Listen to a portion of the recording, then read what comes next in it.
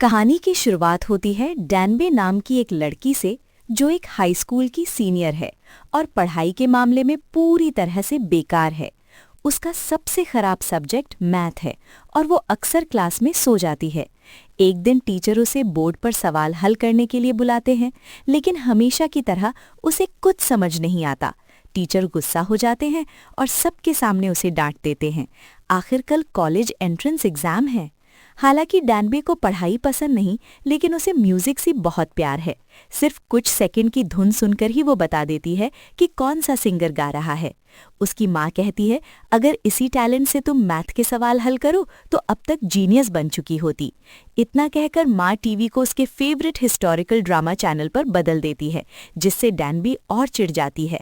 माँ की लगातार डांट से तंग आकर वो अपनी बेस्ट फ्रेंड के साथ खाना खाने बाहर चली जाती है।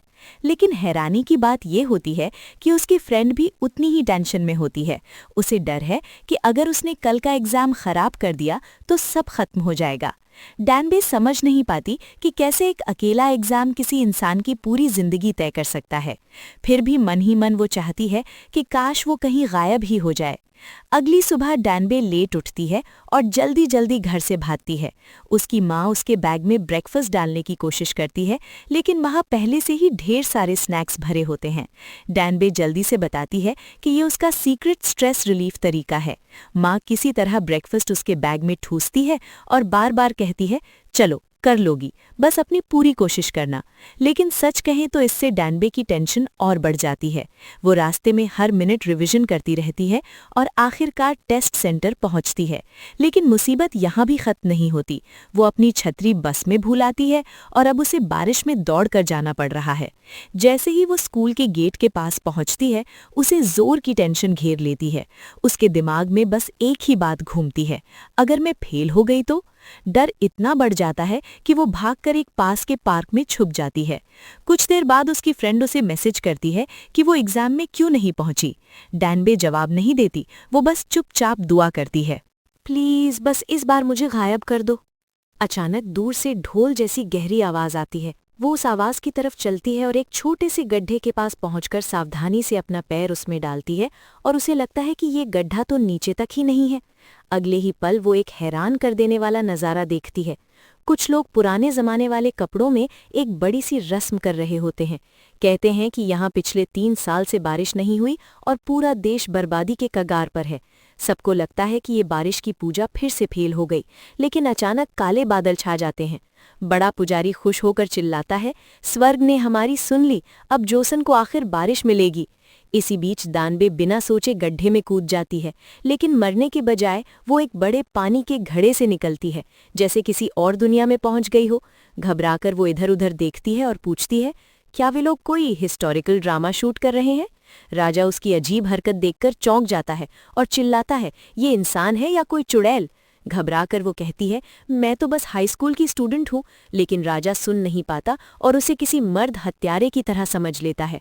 वो तुरंत गार्ड्स को तलवार निकालने का हुक्म देता है और सब उसे घेर लेते हैं। एक तलवार उसके हाथ को हल्का सा काट देती है। तभी वो समझती है, ये सपना नहीं, मैं सच में टाइम ट्रैवल कर चुकी हूँ। तभी पुजारी भागता हुआ आता है और चिल्लाता है, रुको, ये तो वो फरिश्ता है जिसे आसमान ने सूखा खत्म करने भेजा है। ये सुनकर डैनबे को कल रात देखी हुई सीरीज याद आ जाती है। वो तुरंत हाथ ऊपर उठाकर चिल्लाती है, बारिश हो जाए। सब लोग घुटनों पर बैठकर उसकी बात दोहराने लगते हैं, लेकिन जब वो ऊपर देखते हैं, डैनबे वहां से चुपचाप भागकर ड्रेसिंग रूम में छुप जाती है। वो जल्दी जल्दी खुद को मंत्री जैसा तैयार कर लेती है, लेकिन गलती से सुबह की राज्यसभा में पहुंच जाती है। राजा ऐलान करता है कि अब वो अंधविश्वास छोड़कर साइंस और मैथ से देश को बचाएगा। एक मंत्री तुरंत खड़ा हो जाता है। वो कहता है कि ये सब भगवान का अपमान है और इससे देश बर्बाद हो जाएगा। उसका कहना है कि सूखा सिर्फ तब खत्म होगा जब राजा और रानी अपना रिश्ता पूरा करेंगे। असल में वो मंत्री रानी का बाप है और अंदर ही अंदर सत्ता हथियाना चाहता है। सबका ध्यान हटते ही डानबी चुपचाप बाहर निकलकर अपना फोन ढूंढने जाती है, लेकिन फिर पकड़ी जाती है। राजा के आने का इंतजार करते हुए वो सोचती है कि शायद अगर बारिश हो जाए तो वो वापस अपनी दुनिया लौट पाएगी।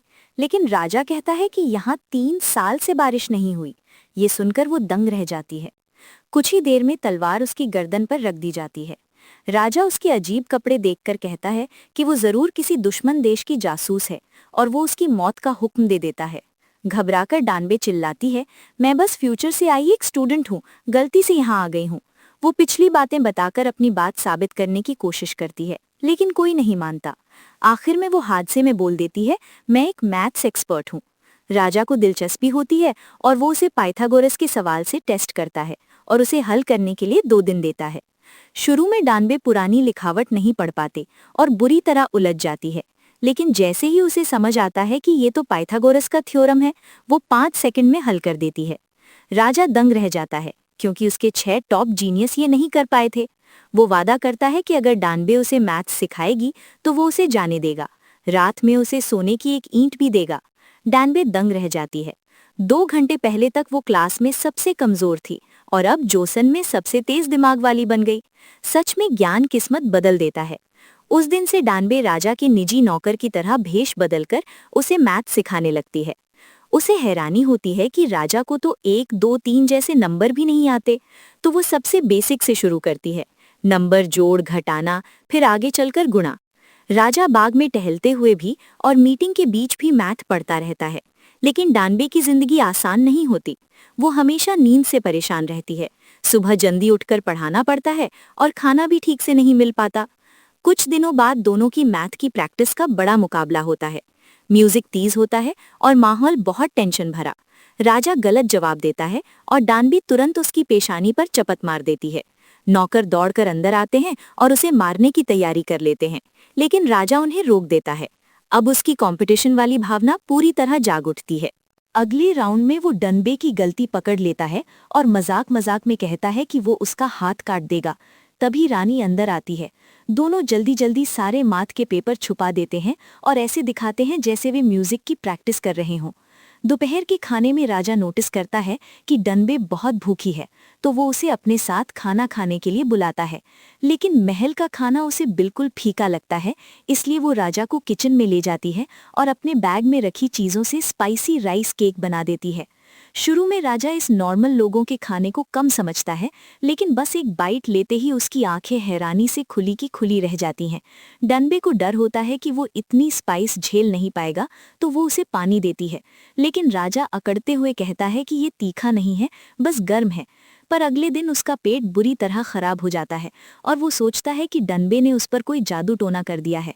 डनबे प्यार से समझाती है कि ये जादू नहीं, बस इंडिजेशन है। उसकी कंफ्यूज्ड शक्ल देखकर वो उसे बताने लगती है कि आंतें क्या होती हैं, पेट क्या करता है और दिल कैसे काम करता है। वो राजा से कहती है कि अपना हाथ सीने पर रखकर दिल की धड़कन महसूस करो, लेकिन राजा सिर हिलाकर कहता है कि उसे कुछ महसूस नहीं हो रहा।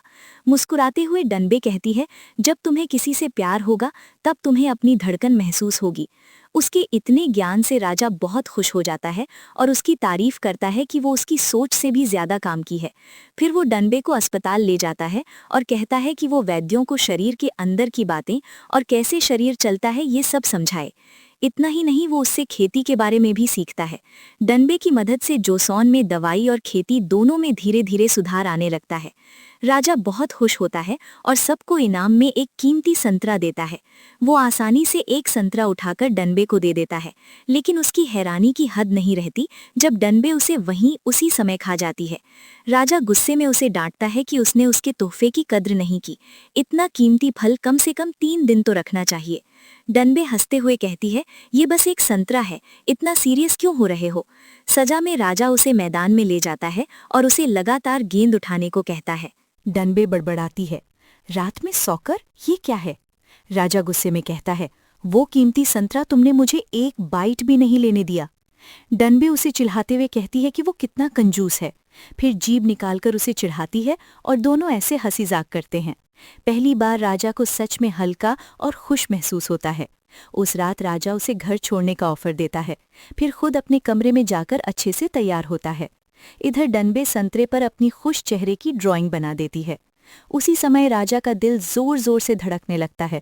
उसे डनबे की बात याद आती है और उसकी गलतफहमी हो जाती है कि शायद उसे डनबे से प्यार हो गया है। इसलिए उससे मिलने की जगह वो एक सिंगर को भेज देता है कि वो डनबे को घर छोड़ाए। अगले दिन रानी राजा का प्यार जीतने के लिए अपनी नौकरानी को कहती है कि खाने में चुपके से प्यार का जादुई पाउडर मिला दे। लेकिन राजा को पिछली रात डनबे को इंतजार कराने का बहुत पछतावा होता है, तो वो अपना पूरा खाना उसे दे देता है। फिर भी डनबे का मूड खराब ही रहता है। असल में राजा पिछली रात दूर से उसे देख रहा था और समझ नहीं पा रहा था कि अपनी फीलिंग्स का क्या करे।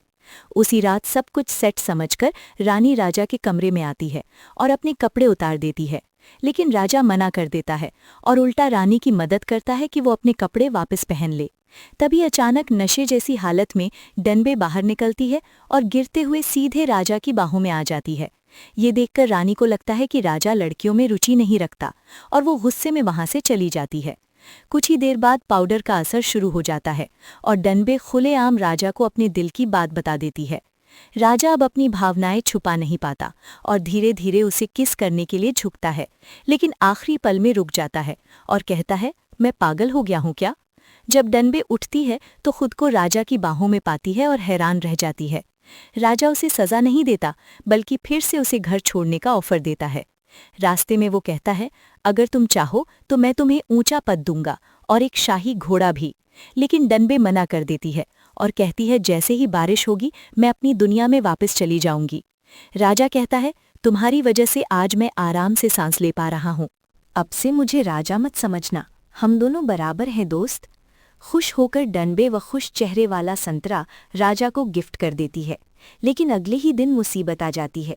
मंत्री डनबे पर रानी का अपमान करने का आरोप लगा देते हैं और उसे कड़ी सजा देने की तैयारी करते हैं। राजा बीच में आकर उसे बचा लेता है और बताता है कि ये नौजवान बहुत कीमती ज्ञान रखती है। बात बिगड़ती देख मंत्री एक बात कहते हैं, अगर डनबे 2 हफ्ते में ऐसी मशीन बना दे जो सूरज के बिना भी समय बता दे तो उसे माफ कर दिया जाएगा। मीटिंग के बाद राजा का सबसे भरोसेमंद मंत्री भी उससे कहता है कि डनबे को छोड़ दो, ये काम नामुमकिन है। ये बातें डनबे सुन लेती है और दिल टूट जाता है। जिंदा रहने के लिए वो राजा के दरबारी संगीतकार से पानी की घड़ी बनाने में मदद मांगती है और दिन रात पढ़ाई और कैलकुलेशन में लगी रहती है। इधर राजा उसे बेहद मिस करता है, उसके दिए हुए स्माइली वाले संतरे को देखता रहता है और खुद को रोक नहीं पाता और उससे मिलने चला जाता है। एक फ्लैशबैक दिखाता है कि राजा ने मंत्री से कहा था, मुझे भरोसा है कि डनबे ये कर सकती है। कुछ देर बाद डनबे उठती है और अपनी किताब पर एक स्माइली बनी देखती है। उसे पता चल जाता है कि ये राजा उसे हौसला देने आया था। वो फिर से हिम्मत जुटाती है और अपनी रिसर्च जारी रखती है। आखिरकार वो सारी कैलकुलेशन पूरी कर लेती है, लेकिन अचानक आसमान से तेज बारिश होने लगती है। डनबे दरवाजे के सामने बने पानी के गड्ढे को धीरे धीरे छूकर चेक करती है और सच में वो रास्ता वापस मॉडर्न दुनिया तक जाता था, लेकिन खुशी की जगह उसे जाने का मन नहीं कर रहा था। उधर राजा को उसकी बात याद आती है।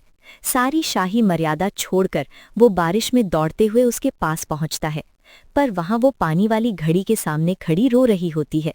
जानते हैं कि उसकी बनाई हुई मशीन काम नहीं कर पाई। राजा उसका हाथ पकड़कर अपने दिल पर रखता है और कहता है, मैंने तुम्हें भूलने की बहुत कोशिश की, लेकिन मैं नाकाम रहा। फिर वो उसे अपनी बाहों में खींच लेता है, शुक्रगुजार कि वो अभी तक गई नहीं थी। थोड़ा शांत होने के बाद राजा कहता है, तुम्हें अब नाव लेकर भाग जाना चाहिए, लेकिन डनबे मना कर देती है। वो हमेशा चीज़ों से भागती आई है, पर इस बार वो सब पूरा करना चाहती है।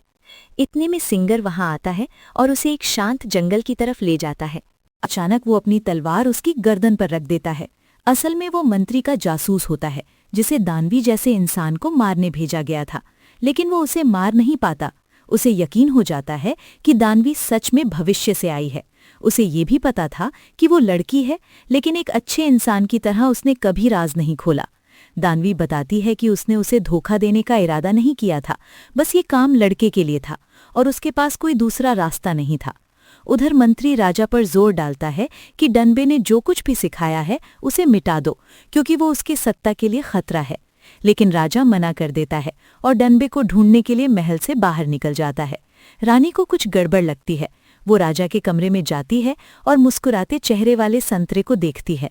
उसे राजा और दानवी के बीच के पल याद आते हैं और अचानक उसे एहसास होता है कि डनबे एक लड़की है। जंगल में हत्यारे डनबे को मारने पहुंच जाते हैं। सिंगर उसे पहले भागने कहता है और वो उसे एक छोटा सा यूटिलिटी नाइफ पकड़ा देती है। उसी छोटे हथियार की वजह से वो बाल बाल बच जाता है उधर डनबे घोड़े को संभालने में लगी होती है।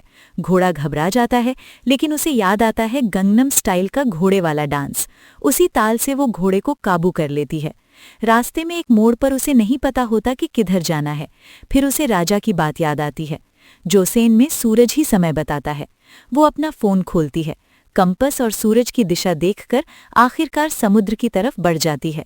उधर रानी को पता चलता है कि सिंगर डैनबे के साथ भाग गया है। वो उसे ढूंढने पैदल निकल पड़ती है। तेज चलने के लिए वो अपना भारी सिर का गहना फेंक देती है। लंबे सफर में उसके पैरों से खून तक निकलने लगता है। सिर्फ तभी रानी चैन की सांस लेती है जब वो सिंगर को सही सलामत देख लेती है। असल में वो दोनों बचपन के दोस्त थे और रानी ने राजा से शादी सिर्फ इसलिए की क्योंकि उसके पिता ने मजबूर किया था। अब वो पहली बार अपने असली दिल का सामना करती है। समुद्र किनारे डैनबे खूबसूरत सूरज ढलता देख रही होती है। तभी राजा घोड़े पर आता है। वो उसे जोर से चूमता है और अपनी बाहों में कसकर पकड़ लेता है। उसी रात दानवी बताती है कि वो कैसे फ्यूचर से आई। सबूत के लिए वो फोन में तारों का नक्शा दिखाती है, पर बैटरी जल्दी खत्म हो जाती है। दोनों आसमान की तरफ देखते हैं। डनबे उदास होकर कहती है, फ्यूचर में आसमान में इतने तारे दिखते ही नहीं हैं। राजा उसे दिलासा देता है, अगर तुम रुककर ध्यान से देखो तो सब तारे दिखेंगे। वो हमेशा से यहीं थे, कभी गए ही नहीं।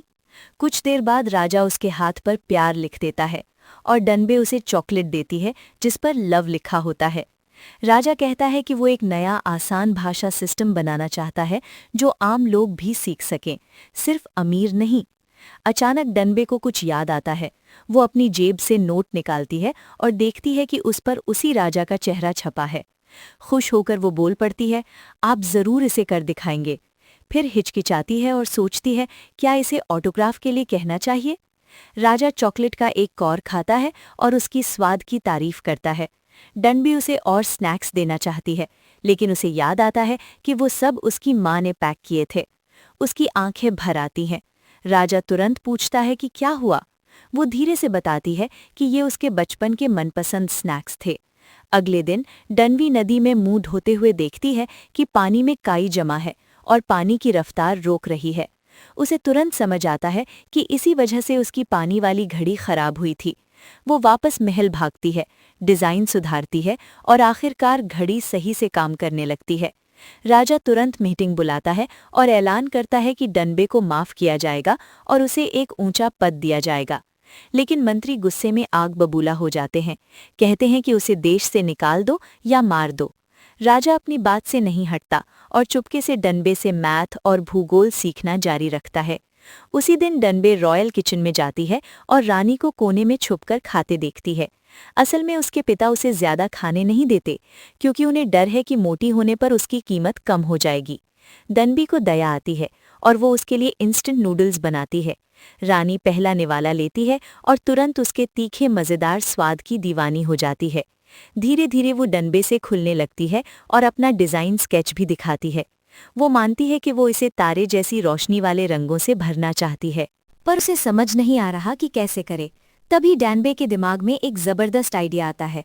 वो ड्राइंग में थोड़ा बदलाव करती है और उसे रात के आसमान की तरफ उठाकर दिखाती है। अगले ही पल एक चमचमाती तारों वाली ड्रेस बनकर उभर आती है। रानी उस यूनिक डिज़ाइन से खुश हो जाती है। वो तो रानी डागर से कहती है कि डैनबे को इनाम दिया जाए।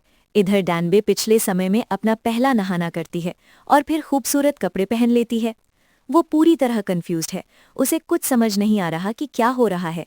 तभी एक दासी उसे बताती है कि आज रात उसे राजा के साथ रहना होगा। पता चलता है कि रानी डागर ने उसे आधिकारिक रूप से उपपत्नी बना दिया है। घबराकर डैनबे वहां से भाग जाती है और एक साइड वाले हॉल में छिप जाती है, लेकिन राजा उसे जल्द ही ढूंढ लेता है। वो उसका हाथ पकड़कर उसे अपने कमरे में ले आता है। डैनबे खुद को छुड़ाने की कोशिश करती है और रोते हुए कहती है, आपने कहा था हम सिर्फ दोस्त हैं और मैं सिर्फ 19 साल की हूँ। राजा मजाक में कहता है, अगर तुम 19 की हो तो तुम्हारे 3 बच्चे तो हो जाने चाहिए थे। फिर वो उसे अपनी बाहों में खींचकर धीरे से कहता है, मुझे शुरू से पता था कि तुम लड़की हो। असल में जिस दिन वो उसे घर लाया था तभी उसने एक लड़के को उसे नूना कहते हुए सुन लिया था। उसने पहले इसलिए नहीं बताया क्योंकि वो उसके करीब आना चाहता था।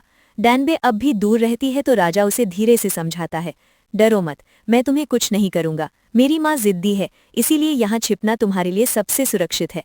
जाते जाते राजा उसकी तारीफ किए बिना नहीं रह पाता। आज तुम सच में बहुत सुंदर लग रही हो। उस रात दोनों सो नहीं पाते। अंधेरे में राजा धीरे से कहता है, अगली बार जब बारिश हो तो मत जाना। वो मानता है कि पहले वो डानबे की मदद से अपना राज चलाना चाहता था और अपने सपने पूरे करना चाहता था, लेकिन अब उसे इनमें से कुछ नहीं चाहिए। उसे बस इतना चाहिए कि डानबे उसके पास रहे। डानबे अंदर से टूट रही है, उसे समझ नहीं आता कि उसे क्या करना चाहिए। अगले दिन सिंगर उससे पूछता है, क्या तुम सच में वापस जाना चाहती हो? वो मानती है कि उसे डर है कहीं वो खुद को गलत दिशा में ना ले जाए, लेकिन उसे अपनी माँ और अपनी दोस्त की बहुत याद भी आती है। उसे खुद भी पता नहीं चलता कि उसका दिल क्या चाहता है। वो कोने में बैठी रहती है, पूरी तरह खोई हुई। थोड़ी देर बाद रानी आती है और बताती है कि कोई उससे मिलने आया है। वो और कोई नहीं, खुद क्वीन डैगर होती है। दानबे उसे देखते ही रोने लगती है, क्योंकि क्वीन डैगर बिल्कुल उसकी असली माँ जैसी दिखती है। क्वीन डैगर उसका हाथ पकड़कर उसे प्यार से संभालती है। उस रात दानबे राजा की नई मशीन देखने जाती है, जिसे बनाने में उसकी भी मदद थी। ये तारीख और महीनों को बिल्कुल सही रिकॉर्ड कर सकती है। फिर राजा उसे अपने स्टडी रूम में ले जाता है और एक नई खोज दिखाता है, 28 वर्ड वाला नया लिखने का तरीका, जिससे पढ़ना लिखना आसान हो जाए। वो कहता है कि चाहे कोई भी हो, चाहे किसी भी जगह से हो, हर कोई इसे सीख सकता है। दानबे हैरान है। वो फ्यूचर बनते हुए अपनी आंखों से देख रही है। राजा एक हेयर पेन निकालकर उसके बालों में लगा देता है, जो उनकी शादी का प्रतीक होता है। वो उससे कहता है कि वो हमेशा उसके पास रहे और कभी ना जाए। दानवी की आंखों में आंसू भर आते हैं। वो कहती है, मैं वापस जाना चाहती हूँ, मेरी माँ मेरा इंतजार कर रही है। राजा धीरे से कहता है, तो उनसे मिलकर वापस आ जाना, या हम तीनों यहाँ साथ भी रह सकते हैं। दानवी सिर हिला देती है। वो हेयर पिन निकालकर राजा को वापस दे देती है। राजा गुस्सा और दुख में कहता है, जो तुम्हारा दिल चाहता है वही करो। वो चला जाता है और दानबे वहीं अकेली खड़ी रह जाती है। अचानक एक हत्यारा उस पर हमला करता है, उसके सिर पर वार करता है और पेट में छुरा घोंप देता है, और ऊपर से पूरा स्टडी रूम आग की लपटों में गिर जाता है। दानबे बेहोश अपने हाथ में हेयरपिन कसकर पकड़े रहती है। जब रानी को अपने पिता की साजिश का पता चलता है, तो वो सबके खिलाफ जाकर राजा को वार्निंग देने दौड़ पड़ती है। राजा अपनी जान की परवाह किए बिना आग में कूद जाता है। तभी उसे समझ आता है कि दानबे को अपने पास रखना उसकी जान को खतरे में डाल देगा। अगले दिन राजा सिंगर पर गुस्सा करता है कि कल रात बम गायब था। वो मंत्री का हाथ पकड़कर चिल्लाता है, किसी ने तुम्हें ये नहीं बताया कि बम से निपटने के बाद साफ सफाई कैसे की जाती है? फिर वो दानबे की तरफ देखता है। यही आवाज थी ना? वो सिर हिलाती है। पता चलता है कि उसके बैग में रखी किताब ने उसकी जान बचा ली और उसने हथियारे की आवाज साफ सुनी थी। राजा यकीन नहीं कर पाता कि उसका सबसे भरोसेमंद मंत्री ऐसा कर सकता है। मंत्री घुटनों पर गिरकर कहता है कि अगर नई भाषा फैल गई तो युवा अपनी बात खुलकर कहेंगे, फिर अनुशासन खत्म हो जाएगा और दुनिया उलट जाएगी। लेकिन राजा उनकी बात नहीं मानता। वो कहता है कि वो ये लिखने पढ़ने वाली योजना जनता को जरूर देगा, और वो अपनी गलती समझते ही सारे मंत्री घुटनों पर गिर जाते हैं और राजा से अपनी जान लेने की भीख मांगने लगते हैं। इसके बाद दानबे इतिहास की किताब राजा को देती है और कहती है कि उनका सपना जरूर पूरा होगा। राजा हैरान रह जाता है। सब कुछ तो जल जाना चाहिए था, लेकिन एक कॉपी बची हुई थी। तभी उसे सच में भरोसा हो जाता है कि दानबे फ्यूचर से आई है। दानबे लोगों की तरफ से राजा को धन्यवाद देती है, लेकिन राजा लंबी सांस लेकर कहता है, मुझे नहीं लगता कि इससे मेरा सपना पूरा रह पाएगा। फिर प्यार से जुड़ता है, मेरा सपना तुम हो, लेकिन मैं तुम्हें यहाँ दुखी नहीं देख सकता। तभी आसमान काला हो जाता है और बारिश शुरू हो जाती है। दोनों जान जाते हैं कि अब अलविदा कहने का समय आ गया है। दानबे वापस अपने लोगों के पास जाती है और सबको अलविदा कहती है। फिर राजा उसे खुद आखिरी छोर तक छोड़ने जाता है, तब तक जब तक वे समुद्र तक नहीं पहुंच जाते। वहां वे अपनी आखिरी खूबसूरत याद बनाते हैं। राजा उसे अपनी बाहों में खींचकर प्यार से किस करता है। आखिर में वो उसे छोड़ देता है और मन ही मन वादा करता है, चाहे जितना समय बीत जाए वो उसे फिर ढूंढ लेगा। कुछ पल बाद दानबे पार्क की एक छोटी सी पानी की जगह से बाहर आती है। अपनी दुनिया में वापस आकर वो देखती है कि सिर्फ कुछ सेकंड ही बीते हैं। वो दौड़कर एग्जाम हॉल पहुंचती है, जहां टीचर अभी भी इंतजार कर रही होती है। कॉलेज एंट्रेंस एग्जाम अभी अभी शुरू हुआ था। हिस्ट्री के टेस्ट का पहला सवाल था, किंग सेजोंग की खोजों में किसने मदद की? जवाब वही नाम था जो राजा ने उसे दिया था, जैंग योंगसिल। उसे समझ आता है कि जो कुछ उसने देखा था वो सपना नहीं था, वो सच में हिस्ट्री का हिस्सा था। घर पहुंचकर डैनबे अपनी माँ को कसकर गले लगा लेती है। इस सफ़र ने उसे सिखा दिया कि अपने आसपास के लोगों और अपनी ज़िंदगी की कद्र कैसे करनी चाहिए। फिर भी हर बार जब वो किसी पानी की छोटी सी जगह को देखती है, उसे वही राजा याद आ जाता है। एक दिन जब वो बस से उतरती है, अचानक तेज़ बारिश शुरू हो जाती है। तभी उसके सिर पर एक छतरी आ जाती है। छतरी पकड़ने वाला आदमी बिल्कुल उसी राजा जैसा दिखता है। वो मुस्कुराते हुए कहता है, हम पहले भी मिले हैं, बहुत पहले। और पता चलता है कि एग्जाम वाले दिन ही वो डैनबे को पहली नज़र में पसंद करने लगा था और उसी ने वो छतरी उठाई थी जो डैनबे गलती से छोड़ गई थी। यहीं से उनकी कहानी फिर से शुरू होती है, इस बार अलग दुनिया में।